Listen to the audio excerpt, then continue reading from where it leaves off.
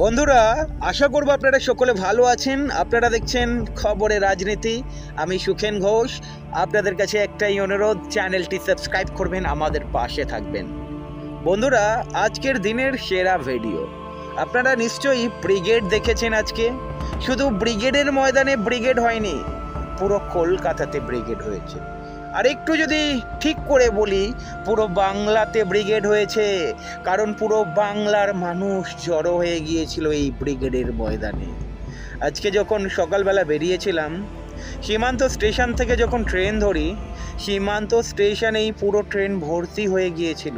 একটু খালি ছিল, হাঁটা যাচ্ছিল, বাট তার পরের স্টেশনে আসার পরেই দাঁড়ানোর জায়গা নেই। পুরো শিয়ালদা পর্যন্ত প্যাকড আপ, মানে মনে হচ্ছিল পুরো ট্রেনটাই যেন ভাড়া করে নেওয়া হয়েছে। এটা শুধু মেন লাইনে নয়, আপনারা দেখবেন বিভিন্ন জায়গায় একই জিনিস ঘটেছে আজকে। অ্যাকচুয়ালি বিজেপি এবং টিএমসির বুকে আজকে ধকপাকানি অনেকটাই বেড়ে গিয়েছে এই ব্রিগেড দেখে। মানে 8 লক্ষের ওপরে প্রায় মানুষ হয়েছিল।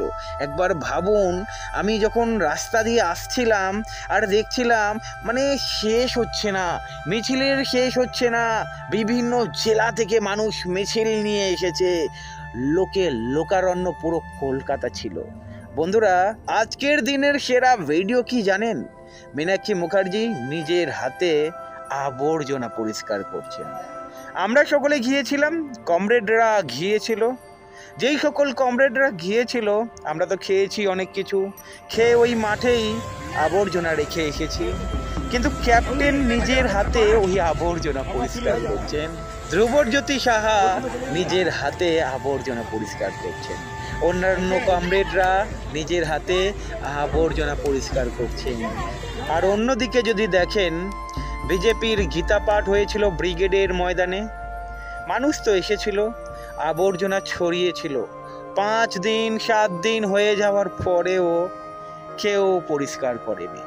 না কোনো আরএসএস এর নেতা, না কোনো বিজেপির নেতা, কেউ আসেনি, ব্রিগেডের ময়দান পরিষ্কার করে দেয়নি। কর্পোরেশনের লোকেরাই বাধ্য হয়ে পরিষ্কার করেছে। এখানেই তফাৎ, মানুষকে বুঝতে হবে। বামেদের একটা কালচার রয়েছে, শিষ্টাচার রয়েছে, নীতি রয়েছে, আদর্শ রয়েছে, দায়িত্বশীলতা মানে ভরপুর, যার ফলেই না ক্যাপ্টেন নিজের হাতে তুলে নিয়েছেন। ক্যাপ্টেন বলছেন, না, আমরা ব্রিগেডে সমাবেশ করেছি, আমরা ব্রিগেডের ময়দানে আবর্জনা ছড়িয়েছি, আমরাই পরিষ্কার করে দেবো, আবার আগের মতো ব্রিগেডের ময়দান তৈরি করে দেবো। আর সেটাই করে এসেছেন। এটাই তফাৎ। ভালো থাকবেন।